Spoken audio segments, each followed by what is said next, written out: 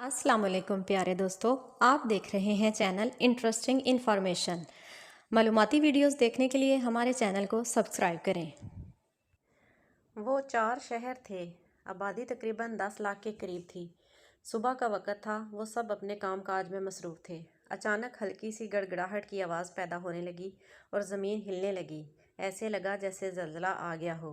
लोग इस पुरअसरार आवाज़ और फिर ज़मीन हिलने की वजह से घबरा कर घरों से बाहर निकल आए, ताकि ज़लज़ले के नतीजे में मकानात अगर ज़मीन बोस हुए तो वो अपनी जान बचा सकें। फिर गड़गड़ाहट की आवाज़ और ज़मीन हिलना रुक गई। चंद लम्हे सुकून रहा और फिर ज़मीन इतनी शिद्दत से हिलने लगी कि मकानात गिरने लगे। लेकिन लोग चूँकि पहले झटके के बाद घरों से निकल आए थे, इसलिए मकानात के गिरने के बावजूद भी सब लोग ज़ख्मी या हलाक होने से बच गए। ज़मीन की हरकत में शिद्दत आती जा रही थी, लेकिन लोगों ने एक बात नोट की कि ये ज़लज़ला सिर्फ इतने हिस्से में आ रहा था जितने हिस्से में शहरी आबादी थी। शहर से बाहर की सड़कें और रास्ते बिल्कुल ठीक और नॉर्मल हालत में थे। जितनी जगह पर शहर के मकानात थे, इतनी इलाके की ज़मीन इर्द गिर्द से कई फुट ऊंची उभर आई थी। यूँ लग रहा था जैसे सिर्फ शहर के इलाके के नीचे की ज़मीन में बेलचा घुसाकर इतने इलाके की मिट्टी को नीचे वाली ज़मीन से अलग कर दिया गया हो। शहर के लोग इंतहाई खौफजदा और परेशान हो चुके थे।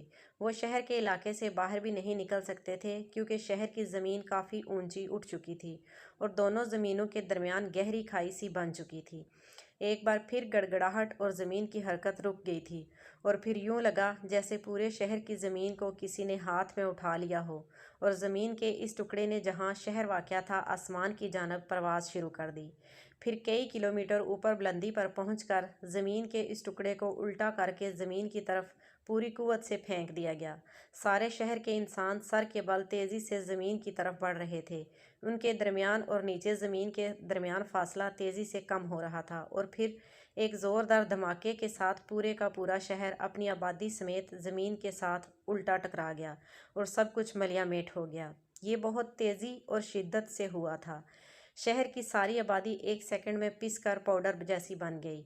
कुछ अफराद जिंदा बच गए थे, लेकिन वो शदीद ज़ख्मी हो गए थे। उन्होंने शदीद ज़ख्मी होने के बावजूद अपनी जान बचाने के लिए इस इलाके से निकलने के लिए दौड़ लगा दी। इर्द गिर्द हर तरफ मट्टी धूल के बादल रह गए थे। मकानात मुकम्मल तौर पर मिट्टी के साथ मिट्टी हो चुके थे। फिर अचानक आसमान से पत्थरों की बरसात शुरू हो गई और वो पत्थर उन इंसानों को लगने लगे जो ज़ख्मी थे और जान बचाकर भागने की कोशिश कर रहे थे।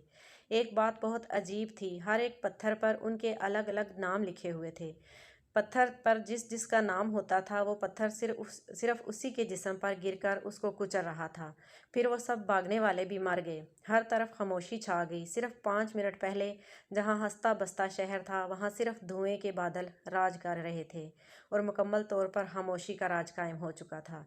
इस पूरे शहर को इसकी ज़मीन और आबादी समेत जिब्राइल फरिश्ते ने अपने पर के ज़रिए से उठाया था और फिर बुलंदी पर ले जाकर उल्टा पटक दिया था और फिर अल्लाह ताला के हुक्म से बाकी शहरों को उनकी आबादियों समेत उठाकर बुलंदी से उल्टा पटक कर तबाह कर दिया था। इन लोगों के साथ ये क्या हुआ था, क्यों हुआ था और ये लोग कौन थे? ये सब लोग बदतरीन अज़ाब इलाही का शिकार हुए थे। ये सब हज़रत लोत अलैहिस्सलाम की कौम से तल्लक रखते थे। ये सब एक ऐसे गुनाह के आदी थे जो इंतहाई बदतरीन था। कुछ दिन पहले पाकिस्तान का पहला ट्रांसजेंडर डॉक्टर बन गया। उसे खूब प्रमोट किया जा रहा है, सर आंखों पर बिठाया जा रहा है। सोशल मीडिया, इलेक्ट्रॉनिक मीडिया पर यूँ लगता है जैसे एक तूफ़ान आ गया हो। सिर्फ एक यही खबर हर तरफ तेज़ी से फैलाई जा रही है। एक ऐसा बहुत बड़ा गिरोह जो पाकिस्तान में ज़ेरे ज़मीन और दुनिया भर में सरेआम मौजूद है, ट्रांसजेंडर नामी लानत को इज़्ज़तदार और फितरत के ऐन मुताबिक साबित करने में मसरूफ़ है। ये ट्रांसजेंडर एक मुकम्मल मर्द है। जिस्मानी तौर पर इसके अंदर कोई नुक्स नहीं था। शादी करने और औलाद पैदा करने की सलाहियत से मालामाल था, लेकिन इसके अंदर नफसियाती तौर पर ऐसी खराबी पैदा हो गई थी कि यह लड़कियों की तरह नाजो अदा दिखाने लगा। ये लड़की तो नहीं था, लेकिन इसने खुद को लड़की तस्वर कर लिया। इसके अंदर हम जिन्स परस्ती की इल्लत पैदा हो गई। पाकिस्तान में सन 2018 में एक कानून पास हुआ जिसके तहत ऐसे लोग जो मर्द होने के बावजूद खुद को औरत समझते हैं या औरत खुद को मर्द समझती है, वो खुद को अपनी मनपसंद जिन्स के तौर पर पेश कर सकते हैं। चुनांचे इसने भी खुद को ट्रांसजेंडर औरत के तौर पर नादरा के ऑफिस में रजिस्टर करवा लिया। अब यह जिस्मानी तौर पर मर्द खुद को जहनी तौर पर औरत साबित करके ट्रांसजेंडर बन चुका है, क्योंकि उसे ये करने की आज़ादी इस मुल्क ने दी है। اگرچہ وہ مرد ہے لیکن اگر صرف ذہنی طور پر خود کو عورت سمجھتا ہے تو اسے خود کو عورت کے طور پر شو کرنے کے سب ہی حقوق ملنے چاہیے۔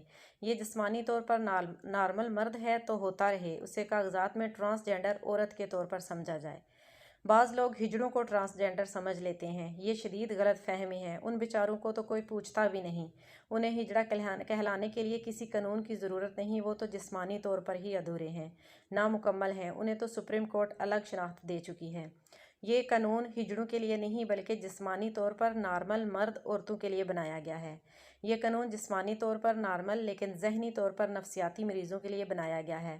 پاکستان کے سبھی ڈاکٹر چیخ چیخ کر کہہ رہے ہیں کہ اس قسم کے نفسیاتی افراد کا مکمل علاج موجود ہے، وہ دوبارہ ذہنی طور پر نارمل ہو سکتے ہیں، تو پھر انہیں ہم جنس پرستی کی طرف راغب کیوں کیا جا رہا ہے؟ یہ نئے بننے والے قانون کی مہربانی ہے کہ جسمانی طور پر مکمل مرد خود کو عورت قرار دے کر کسی دوسرے مرد کے ساتھ شادی کر کے دونوں پھر ہم جنس پرستی کی زندگی گزار سکتے ہیں۔ ایسا قانون حضرت لوط علیہ السلام کی اس قوم کے اندر بھی نہیں بن سکا تھا، جیسے اس گناہ کی پاداش میں بدترین عذاب کا نشانہ بنا کر روئے زمین سے اس کا وجود ہی مٹا دیا گیا تھا۔ یہ عذاب الہی کو دعوت دینے کی کوشش کی جا رہی ہے۔ یاد رکھیے، اس قانون کے ذریعے ہم جنس پرستی جیسے عظیم گناہ کو پاکستان جیسے مسلمان ریاست میں جائز قرار دیا گیا ہے، اور سبھی پاکستانی یا تو لا علمی کی وجہ سے خاموش ہیں یا پھر جبراً خاموش کروا دیے گئے ہیں۔ ان ہم جنس پرستوں کے لیے آسانی پیدا کر دی گئی ہے کہ جس طرح چاہیں یہ اپنے من پسند گناہ کا سلسلہ جاری رکھ سکتے ہیں۔ حضرت لوط علیہ السلام کی قوم میں کچھ لوگ ایسے تھے جو اس گناہ سے شدید نفرت کرتے تھے۔ وہ لوگ آواز بھی اٹھاتے تھے، شور بھی مچاتے ہوں گے، احتجاج بھی کرتے ہوں گے، کمزور اور کم ہونے کی وجہ سے اپنے حصے کا کام کرتے ہوں گے۔ اللہ تعالیٰ نے انہیں اس عذاب سے بچا لیا، وہ دنیا اور آخرت میں بھی اللہ کی پکڑ سے بچ گئے اور جنت میں اپنا گھر بنا چکے تھے۔ فتنوں کے لحاظ سے یہ بہت مشکل ترین وقت ہے، اب حق کی آواز بلند کرنا ناممکن بنا دیا گیا ہے۔ اس گناہ کا سب میڈیا والوں کو علم ہے، لیکن انہیں روزی روٹی کے شکنجے میں اس طرح جکڑ دیا گیا ہے کہ ان کی روحیں بھی قید ہو گئی ہیں، ضمیر مر گئے ہیں، آواز نہیں اٹھا سکتے۔ نبی کریم صلی اللہ علیہ وآلہ وسلم کا فرمان ہے کہ گناہ کے خلاف زبانی کلامی آواز اٹھانے والوں کا ایمان دل میں برا کہنے والوں سے ایک درجہ اوپر کا ہوتا ہے۔ میں کوشش کرتی رہوں گی کہ اپنے آپ کو ایمان کے اس درجے پر لازمی قائم رکھوں جس میں صرف دل میں برائی کو برا نہ کہا جاتا ہو بلکہ برائی کے خلاف آواز بلند کی جاتی ہو۔ یاد رکھیے اور کسی غلط فہمی میں مت رہیے کہ عذاب صرف پرانی قوموں پر ہی آیا کرتا تھا، پتھر صرف انہی پر برستے تھے، چہرے صرف انہی کے مسح ہوتے تھے۔ نہیں، ایسا نہیں ہے، یہ شدید غلط فہمی ہے۔ نبی کریم صلی اللہ علیہ وسلم نے ایک حدیث میں یہ بھی فرمایا ہے کہ جب گناہوں کا یہ عالم ہوگا تو انتظار کرو تیز آندھیوں کا، آسمان سے پتھروں کے برسنے کا، چہرے مسح ہونے کا اور زمین میں دنسائے جانے کا۔ اللہ تعالیٰ ہمیں اپنے حصے کا کام کرنے کی توفیق اور ہمت عطا فرمائے، آمین۔